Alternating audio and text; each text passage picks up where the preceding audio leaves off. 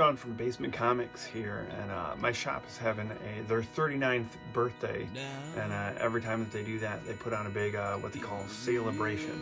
So I've decked out my grandma's favorite curtains, and I'm going to take a bike ride up to the comic shop to see what deals they've got going on there. So let's take a ride. Sleep,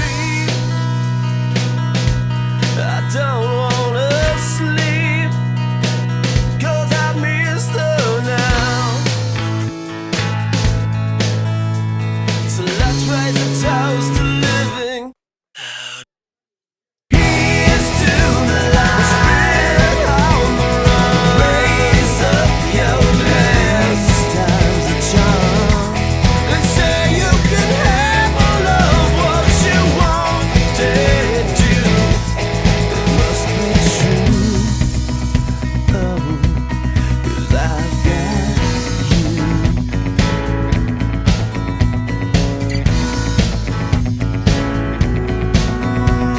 I want the ups to well outlast the downs. Oh, I want to live to the border tears, till I know that I want you all to sing with me. To sing. Here's to the light spread on the run. Raise up your glass, time's a charm. They say you can have all of what you wanted to. It must be true. Oh, 'cause I've got I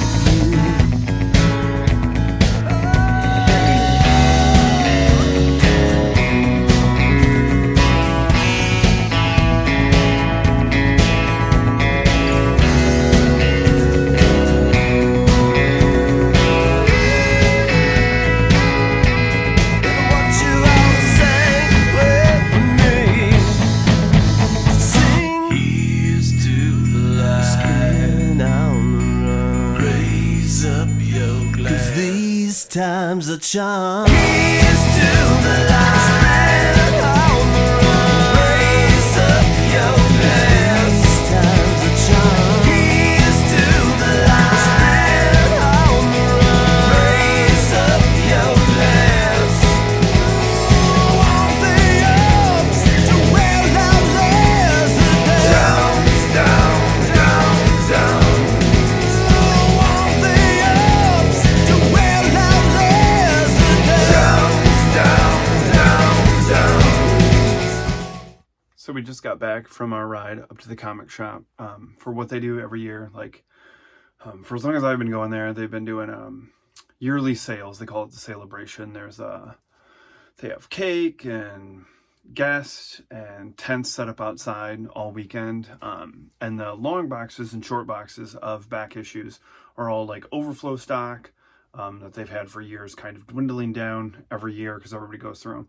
And they work out to be about 12 cents a piece. And I, every year, for probably like the past 14 or 15 years on Halloween, have, along with candy, we pass out comics. I put one of the, I've got 2 spinner racks in the basement, so I empty one of them out and fill it with basically like back issue, like dollar bins, quarter bins, stuff like that I go through throughout the year at various shops or shows, and particularly this one event because of how cheap the issues are. And I go through, and that's what I pass out to kids, and everybody seems to dig it. So that's been nice. So I did get a couple things for myself. I have in the room that I'm in the portion of the basement that I'm in right now, I have like all my Spider-Man stuff on one wall. I should probably drop a picture of it in here so you can sort of see.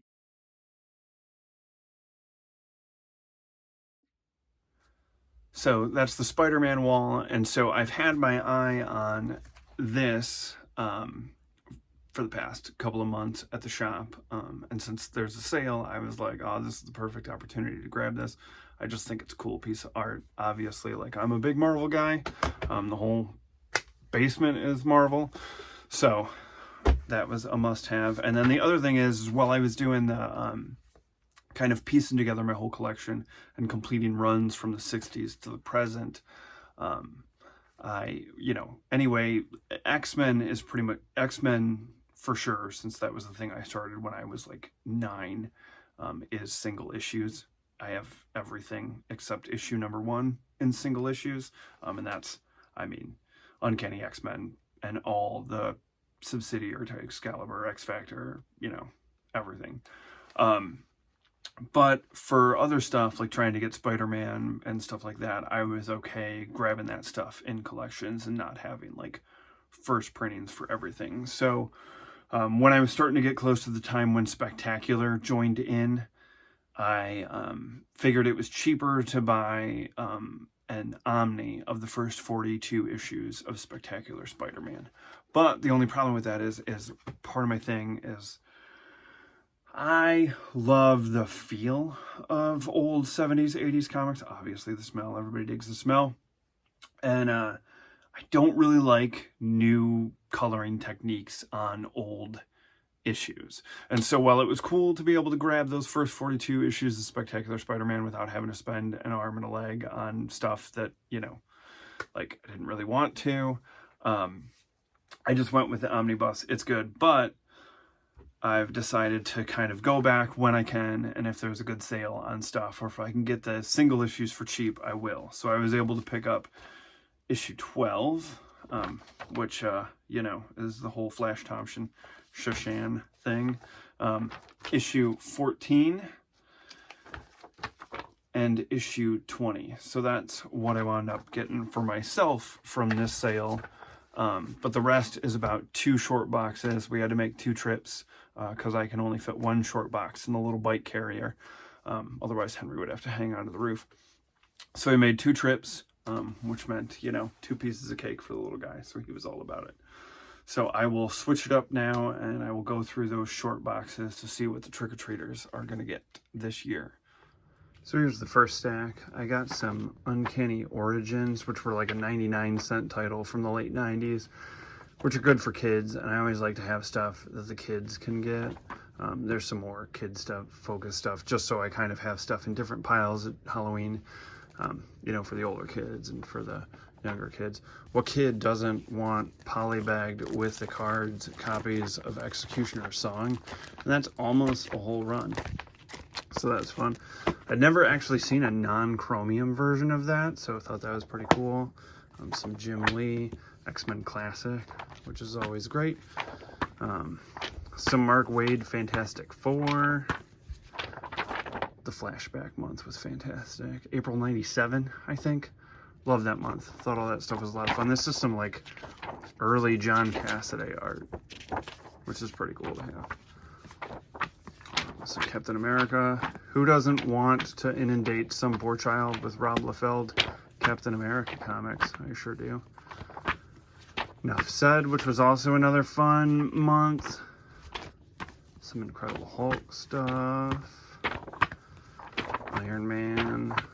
Amazing Spider-Man. What kid also doesn't want to be confused by the Clone Saga? So let's give him some Scarlet. Spider-Man with an Uzi. Makes perfect sense. John Byrne's Spider-Man Chapter 1. Some Waringo Friendly Neighborhood Spider-Man. Written by Peter David. Spidey 2099. Some Thor annuals. Some Thunderbolts. Alpha Flight. A couple issues of Night Thrasher. Every comic is somebody's first, so some poor kid is going to get Nighthawk #1. Or Dakota North Investigators. Some Nick Fury, Cloak and Dagger, Deathlock, Warlock, and the Infinity Watch, which my neighbor will love. He's a big Warlock fan. Quicksilver. The other box has some Uncanny X-Men issues in it. I love this issue. 306, Cameron Hodge comes back. He's infected by the Phalanx, but it's the death of Candy Southern. And when I actually went back and read the early Stan and Jack run, the first 16 issues, I didn't realize how quickly Candy Southern was introduced, which was pretty crazy. Joseph, who doesn't want Joseph? So there's some Uncanny X-Men issues ranging through the years. Old school X Factor, some of the Walt Simonson era, which, you know, fun comics. The original X-Men. That's a great Christmas issue. I read a bunch of Christmas, I'm a big Christmas fan, so I read a bunch of issues at Christmas time. Orphan Maker, some Inferno. What kid doesn't want to read about limbo demons from hell coming up and taking over New York? That's perfect for Halloween. Love this X Factor series. This like 4-issue one. It was like collected in a hardbound thing, which is the first time that I read it when I was a kid around Christmas time. So that one always kind of reminds me of that. The end of the Muir Island song. Kick off to Peter David's era.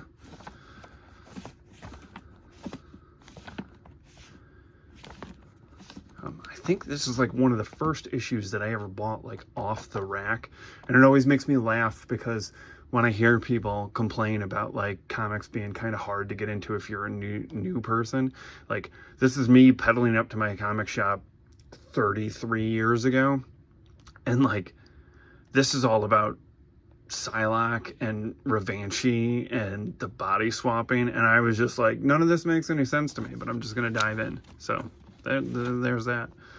Some X-Men Avengers. First, Adam X. I also really love this issue. Terry Dodson art, and like just a beautiful story about Cyclops' grandfather. Flanks Covenant, love this. Love the little foil thing, and it made me, that's the series that made me fall in love with Banshee when I was a kid, because early to mid 90s is like my beginning jumping on point as a fan. Just actually read this issue last night because I'm doing this big X-Men reread thing that I've been doing for years, and I'm up to the Onslaught stuff, and I'm gonna put a pin in it and just focus on reading all of my stuff. I'm in 1982 right now.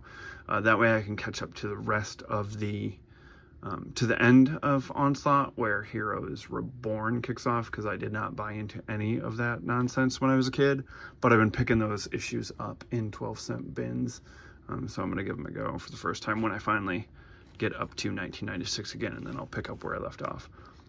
Like the start of Operation Zero Tolerance, which as a Iceman fan, this is like one of my favorite crossovers of all time. I thought it was a really great, like X-Men on the Run, harkening back to the Mutant Massacre era, and like just a great showcase of Iceman as a character.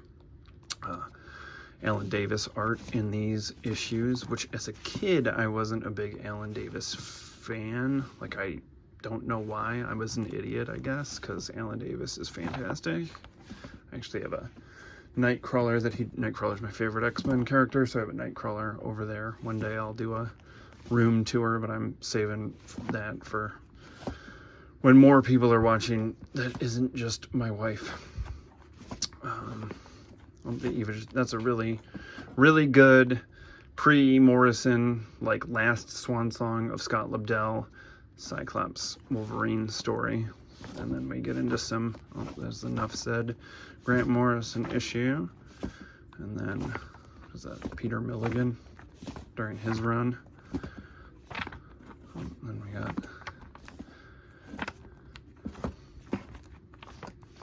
some X-Forces. I love this issue. This is like I bought every single copy I could find of this because I absolutely adore this issue. This is the issue where Cannonball graduates, and as a kid, like I can still remember exactly where I read it, time of year, like everything. Like it's time traveling when I read this issue. But this made me believe that like comics could actually progress, because it was one of the New Mutants kids becoming a full-on fledged X-Men, and it was nice to have that like passing of the torch, Jubilee going down to Generation X, and Cannonball, you know, becoming an X-Men. I liked Nightcrawler's pirate look. I don't care what anybody says. I thought that was a cool time period. Warren Ellis was writing Excalibur at that time. Generation X, X-Men 2099. This is like one of the first comics I ever got at a flea market up north while I was on summer break with my best pal. Oh, Every Kid Needs a Ravage 2099. Mutant X, I read this whole series on a vacation years back, and super fun, like alternate reality series that I don't think gets enough credit. X-Men Onslaught, that like the reveal of the Jean Grey message from Uncanny 281 that Bishop finds in the tunnels of 286, right around the late 280s. Like the Wednesday that I read that in 96, that blew my mind when I opened up that page and saw the like complete message. It was like a 4 or 5 year tease that they had out there. X-Men Adventures for the kids. Wolverine and Gambit's Victims. That's actually Jeff Loeb, Tim Sale before they started doing the color books. I think this was like the first time that those two like did a mini together.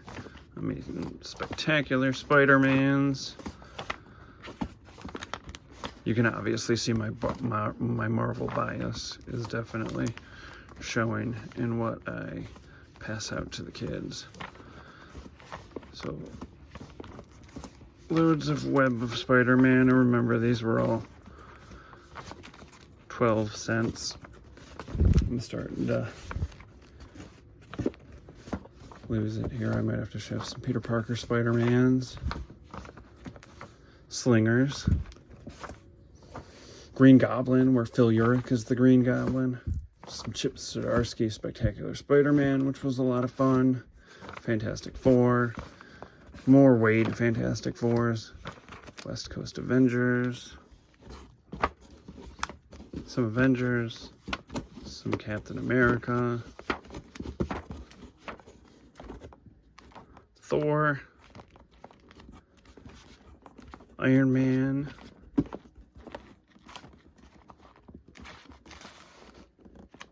Oh, here we go into... Okay, so we have some Hulk. Richie Rich, Ren and Stimpy, Bone for some kids that really ElfQuest, Indiana Jones. I'm a big Indiana Jones fan, so Henry's named after Hank McCoy and Dr. Henry Indiana Jones. I'm a big Star Trek fan, More Than Wars, so I always grab as many of these as I can find. Did some weird fantasy and weird science, and then to not be, you know, anti any kid that comes up to me after seeing the Fantastic Superman movie this summer, I made sure that I grabbed some Supermans for any kids that were looking for, you know, something other than Marvel Comics. I don't know anything about these issues or the content, so I hope it's all cool for the parents. And then I threw in some Batmans as well, because I think the first year we were living in this house, there was a kid who requested Batman, and I was like, sorry. And so last year I made sure that I started putting in some DC titles as to not be some Marvel elitist. So those are all the Halloween issues amongst the stuff that I have left over from years before that we're going to put in there.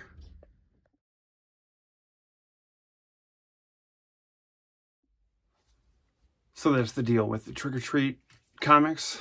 So picked all those up at the sale. I think it was like 265 comics at my last count. So that will last us.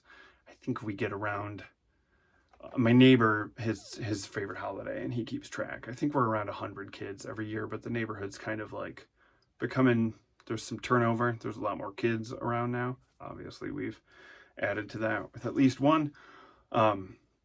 So every year seems to be getting better and better, and I know like in the neighborhood, they know our house is the comic book house. So some kids make sure that they make it over here. I'll post some pictures from last year. Hank dressed up as Miles Morales, Spidey, and we dressed up as Vision and Scarlet Witch from WandaVision. And so this year, I'm pretty sure that he's going to be Peter Parker, Spider-Man. And I'm going as Gabi, and Ashley's going to go as Electro, but like the Frankie Fry version from Spidey and His Amazing Friends, because Henry's obsessed with that. So that's what we're doing then. When we get around to that time period, I'll probably wind up taking video and stuff of the actual setup, but I'll toss in a couple pictures of here. So hopefully, you know, my whole thing is like, if I know in our old house, we had kids come up like the following year, and they were like, yay, it's the comic house, which I was pretty excited about, because if I can, the whole thing's worth it if I can get one kid to like read comics or read it all.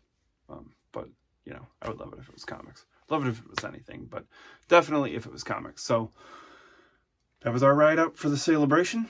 It was a good time, and we will we will be back at it next year, and we will be riding up to the shop this Wednesday to pick up our new books. So I will see you then. Thanks for watching. I forgot that bit. I'm new to this, so trial and error right now as I dip my toes into this. So I hope everybody has a good week, and I will see you on Wednesday.